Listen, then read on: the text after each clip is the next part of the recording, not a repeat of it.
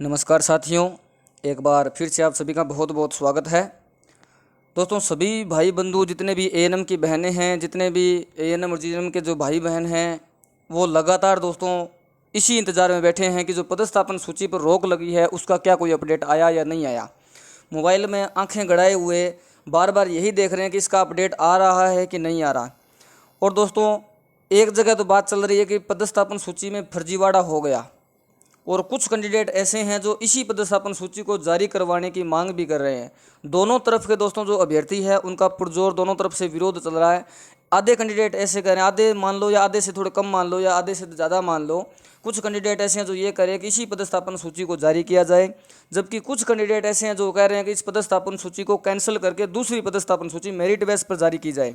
आधे अभ्यर्थी दोस्तों इस पदस्थापन सूची से असहमत है और आधे अभ्यर्थी इस पदस्थापन सूची से सहमत है।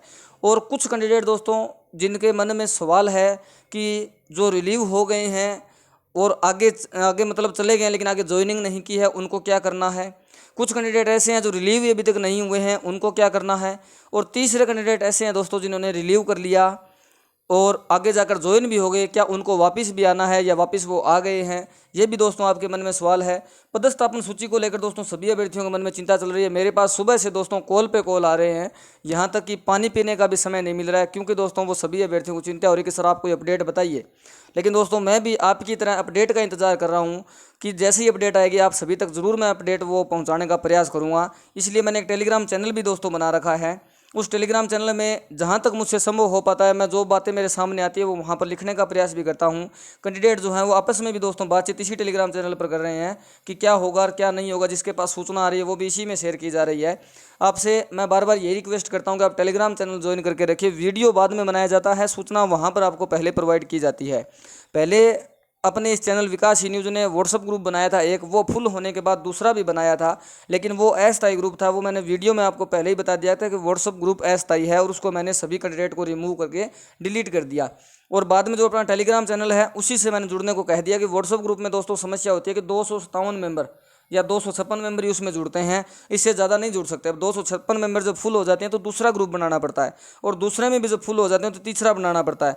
और यहाँ तक कि दोस्तों तीसरा ग्रुप बनाने तक की नौबत आ गई थी। इसलिए मैंने उसको जैसे ये पदस्थापन सूची जारी हुई 30 तारीख को, मैंने वो ग्रुप डिलीट किया और डिलीट करके ये टेलीग्राम ग्रुप में आपको जोड़ने के लिए आपसे मैंने कहा कि आप टेलीग्राम ग्रुप में जुड़ जाइए। अब जिनको अच्छा लगा वो तो जुड़ गए, जिनको नहीं चाहिए वो नहीं जुड़े, उसकी कोई बात नहीं। आपको यदि ऐसा लगे कि टेलीग्राम से जुड़ना चाहिए तो आप जुड़ जाइए, नहीं जुड़ना चाहिए तो कोई बात नहीं। लेकिन अपडेट सबसे पहले आपको टेलीग्राम में ही मिलेगी, बाद में वीडियो उसका बनता है दोस्तों। वीडियो बनने में थोड़ा टाइम लगता है, अपलोड होने में भी टाइम लगता है। अब बात रही दोस्तों की जो पदस्थापन सूची है उसमें फर्जीवाड़ा की बात भी हो रही है। एक तरफ कैंडिडेट सहमत भी है, एक तरफ असहमत भी है। कुछ भाई बंधु कह रहे हैं, मैं आपको बता देता हूं दोस्तों, पूरी जो बात है वो दोबारा हम कर लेते हैं कि ये जो पदस्थापन सूची आपकी आई थी दोस्तों 30 तारीख को आई थी। वो लंबे समय के इंतजार और लंबे समय के कड़े संघर्ष के बाद संघर्ष समिति ने कड़े संघर्ष और आप ऐसा मान सकते हो कि दोपहर की और रातों की और दिन की नींद त्यागने के बाद दोस्तों कड़े संघर्ष के बाद ये 30 तारीख को पदस्थापन सूची जारी की गई थी। और इसमें कहीं ना कहीं फर्जीवाड़े की दोस्तों बात सामने आई।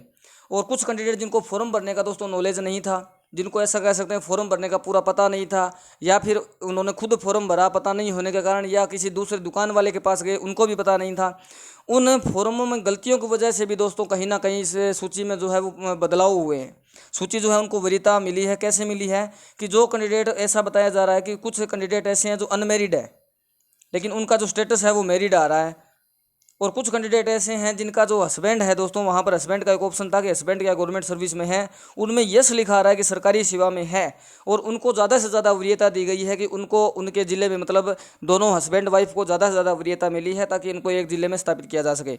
लेकिन जो यस लिखा आ रहा है वो काफ़ी कैंडिडेट का तो सही है, लेकिन काफ़ी कैंडिडेट ऐसे भी हैं जो यस नहीं है, लेकिन उनके यस नहीं है लेकिन फिर भी उनके यस आ रहा है, क्योंकि दोस्तों फॉर्म भरने में उन्होंने कहीं ना कहीं गलती कर दी। वहाँ पर खुद की एम्प्लॉयमेंट ID लिख दी, उसमें सरकारी सेवा को ऑप्शन यस करके उस महिला अभ्यर्थी ने, महिला स्वास्थ्य कार्यकर्ता ने खुद की एम्प्लॉयमेंट ID लिख दी और विभाग का नाम भी महिला स्वास्थ्य कार्यकर्ता या ANM जो भी है वो वहाँ पर नर्स ग्रेड द्वितीय अपने विभाग का नाम वही लिख दिया। और डिपार्टमेंट ने उसने न चेक करते हुए उसी सूची में उनको वरीयता दे दी और पदस्थापित कर दिया।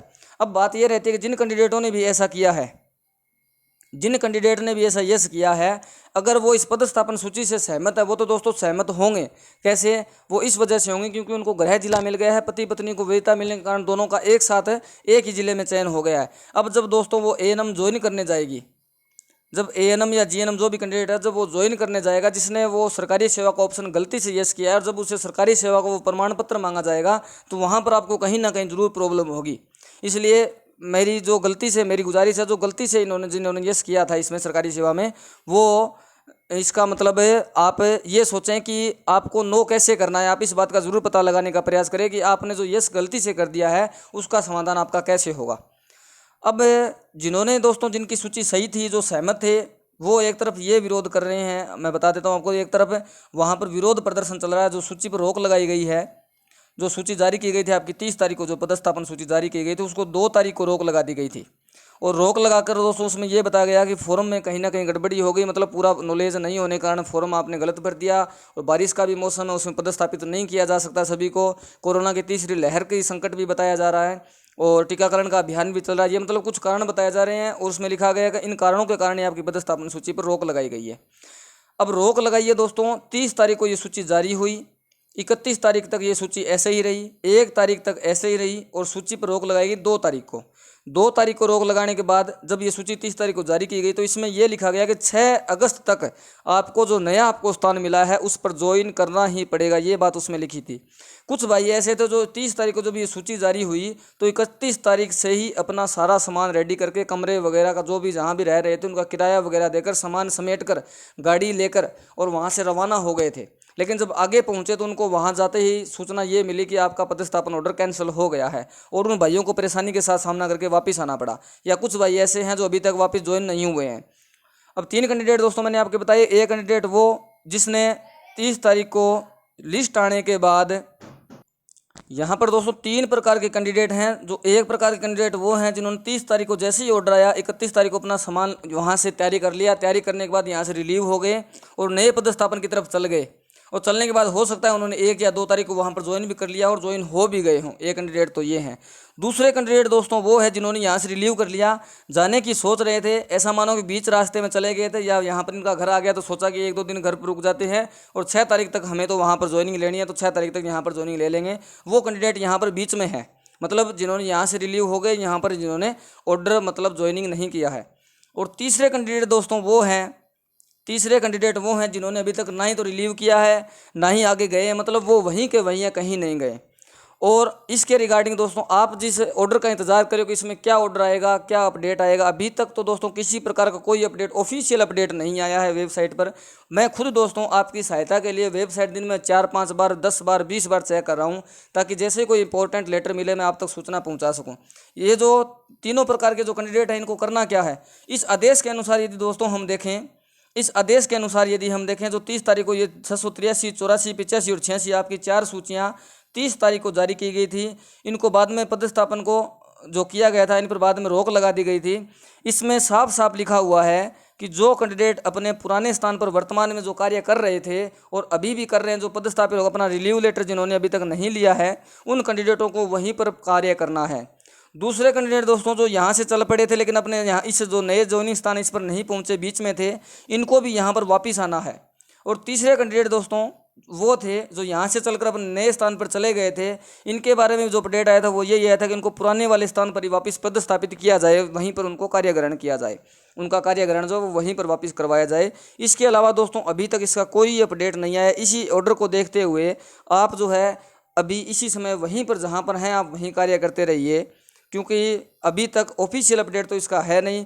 और जो स्वास्थ्य भवन के आगे दोस्तों, स्वास्थ्य भवन के आगे जो धरना प्रदर्शन चल रहा है वो दोनों प्रकार के कैंडिडेट का चल रहा है। दोनों प्रकार के कैंडिडेट दोस्तों कौन से हैं, जो एक तो जो सहमत हैं वो भी दोस्तों धरना प्रदर्शन करके बैठे हैं, और दूसरी तरफ जो असहमत हैं वो भी दोस्तों धरना प्रदर्शन करके बैठे हैं। अब आप एक बात सोचिए, जब सहमत वाले भी धरना प्रदर्शन करके बैठे हैं, असहमत वाले भी धरना प्रदर्शन करके बैठे हैं, यदि विभाग इनकी तरफ डिसीजन ले लेता है कि पदस्थापन सूची को दोबारा जारी कर देता है, तो ये इनका जो धरना प्रदर्शन है वो थोड़ा सा और बढ़ जाएगा, इनका जो आक्रोश है वो और बढ़ जाएगा। यदि डिपार्टमेंट इनकी तरफ वो डिसीजन ले लेता है पदस्थापन, इनकी मांग ये है कि जो असहमत है इनकी मांग ये है कि पदस्थापन सूची को निरस्त किया जाए और दोबारा एक नई पदस्थापन सूची मेरिट बेस पर जारी की जाए। यदि वो इनकी तरफ आ जाता है तो इन नर्सरीज में दोस्तों ये जो कैंडिडेट है इनमें आक्रोश बढ़ जाएगा, क्योंकि ये वो कैंडिडेट है जिनको गृह जिला मिल चुका है या अपने गृह जिले के आसपास की जगह मिल चुकी है, जबकि ये 2 नंबर वाले कैंडिडेट दोस्तों वो कैंडिडेट हैं जो पहले तो 300 किलोमीटर दूर थे और बाद में इनको 600 किलोमीटर दूर तक कर दिया गया। कहीं ना कहीं दोस्तों कैंडिडेट जो है उनकी ये गलती भी थी, इन्होंने 2 या 3 चॉइस ही भरी थी। लेकिन 2 या 3 चॉइस भरने वाले भी कैंडिडेट ऐसे हैं जिनकी गलती थी दोस्तों, मैं भी इनकी गलती मानता हूँ। कुछ कैंडिडेट ऐसे जिन्होंने फॉर्म भी नहीं भरा था, इनकी गलती भी दोस्तों मैं इनको बोलता हूँ कि आप सभी की गलती है जिन्होंने फॉर्म नहीं भरा, उनकी भी गलती है जिन्होंने सिर्फ 2 या 3 चॉइस भरी। लेकिन मैंने पिछले वीडियो में आपको दिखाया था दोस्तों, कुछ कैंडिडेट ऐसे जिन्होंने 300 चॉइस भरी थी, फिर भी उनको दूर पदस्थापित मिला है, उनको किसी प्रकार की कोई वरीयता नहीं मिली है। वो सभी भाई ऐसा बोल रहे हैं मेरी परसेंटेज भी बहुत बढ़िया है, फिर भी मेरे को वरीयता नहीं मिली, और मेरे से कम परसेंट वाले को गृह जिला मिल गया है। हमें वहाँ से पहले जो हम 300 किलोमीटर दूर थे, अभी हमें 400 किलोमीटर आसपास कर दिया गया है। अब दोनों तरफ से दोस्तों वहाँ पर विरोध चल रहा है, लेकिन इसका ऑफिशियल अपडेट आया नहीं है। किसी को दोस्तों घबराने की तो आवश्यकता है नहीं। जहाँ आप कार्य कर रहे हैं इस नोटिस के अनुसार दोस्तों, आप एक बार ये नोटिस दोबारा देख लीजिएगा, टेलीग्राम में मैंने डाल रखा है, टेलीग्राम आप ज्वाइन कर लीजिएगा। इस नोटिस के अनुसार दोस्तों यहाँ पर साफ साफ लिखा हुआ है, कोविड की संभावित तीसरी लहर हेतु की जा रही तैयारियों, कोविड के टीकाकरण मद्देनजर व्यापक जनित को देखते हुए अग्रिम आदेशों तक ऑनलाइन काउंसलिंग उपरांत जारी आदेशों को अग्रिम आदेशों तक स्थगित किया जाता है। जो अभ्यर्थी उक्त आदेशों के फलस्वरूप कार्य मुक्त होकर अन्यत्र कार्य ग्रहण कर चुके हैं, उन्हें पुण्य उनके पूर्व पदस्थापन कर कार्य ग्रहण करवाया जाए। मतलब दोस्तों यहाँ पर लिखी हुई है कि जो चले गए हैं उन्होंने कार्य ग्रहण भी कर लिया है, उनको पूर्व पदस्थापन पर ही कार्य ग्रहण करवाया जाए। शेष अभ्यर्थी जो आगे जो आदेश आएंगे उन आदेशों तक अपना जो वर्तमान में जो आप कर रहे हैं कार्य, पूर्व जो पहले वाला आपका नए पदस्थापन से पहले जो पदस्थापन स्थान था वहाँ पर कार्यरत थे वहीं कार्यरत रहेंगे। इसके अलावा दोस्तों अभी तक वेबसाइट पर कोई अपडेट नहीं आया है, और जब तक अपडेट नहीं आता तब तक दोस्तों डिपार्टमेंट से हम कोई संपर्क भी नहीं कर सकते। और जो 6 अगस्त आप सोच रहे थे 6 अगस्त तक हमें ज्वाइन होना है, वो डेट भी आपको पता है ये रोक लगाने की वजह से कैंसिल कर दी गई है। अब डिपार्टमेंट के इस नोटिस के अनुसार मैंने आपको तीनों कैंडिडेट बता दिए, जो वहाँ पर नए स्थान पर पदस्थापित हो गए थे उनको भी वापस आने का बोला है, जो कार्य मुक्त होकर बीच में रुक गए थे उनको भी वापस आना है, और तीसरे कैंडिडेट दोस्तों जो अपने उसी स्थान पर थी उनको भी उसी स्थान पर कार्य करना है। इसके अलावा डिपार्टमेंट का कोई अपडेट नहीं है। आप चिंता मत करिए दोस्तों, संघर्ष समिति का भी प्रयास है, लेकिन विरोध जो है वो दोनों तरफ से चल रहा है। एक तरफ से तो विरोध ये चल रहा है कि पदस्थापन सूची को जारी किया जाए, और दूसरी तरफ से ये विरोध दोस्तों चल रहा है कि इस पदस्थापन सूची को निरस्त किया जाए। अब डिपार्टमेंट के हाथ में निर्णय लेना है कि वो कौन सा निर्णय लेंगे, जारी करेंगे या इसको निरस्त करके दोबारा निकालेंगे। इसका तो ऑफिशियल अपडेट आने के बाद ही दोस्तों पता चलेगा। तब तक आप दोस्तों चैनल से बने रहिए, वीडियो को ज़्यादा से ज़्यादा शेयर कर दीजिए, चैनल को सब्सक्राइब कर दीजिए, बेल आइकन को प्रेस कर दीजिए, और टेलीग्राम ग्रुप से जुड़ना दोस्तों मत भूलिएगा। टेलीग्राम ग्रुप में सूचना आपको सबसे पहले मिलेगी, वीडियो आप तक बाद में पहुँचेगा, लेकिन टेलीग्राम है उसकी सूचना आपको पहले पहुँचेगी। इसके अलावा दोस्तों आपका यदि किसी प्रकार का क्वेश्चन बचता है तो आप टेलीग्राम में संपर्क कर सकते हो। नीचे मैं व्हाट्सअप नंबर दे दूंगा डिस्क्रिप्शन में, उस पर आप व्हाट्सअप मैसेज भी कर सकते हो, और आप वीडियो के कमेंट में भी पूछ सकते हो दोस्तों, कोई बात यदि आपको पूछनी हो। मैंने मेरी तरफ से सारी जानकारी आपको दे दी है। इसके अलावा किसी भाई बंधु का कोई क्वेश्चन रह गया तो आप कमेंट में पूछ सकते हो। तब तक दोस्तों आप सेफ रहिए, मस्त रहिए, और वीडियो को शेयर करते रहिए और लाइक करते रहिए। बहुत बहुत धन्यवाद दोस्तों, थैंक यू।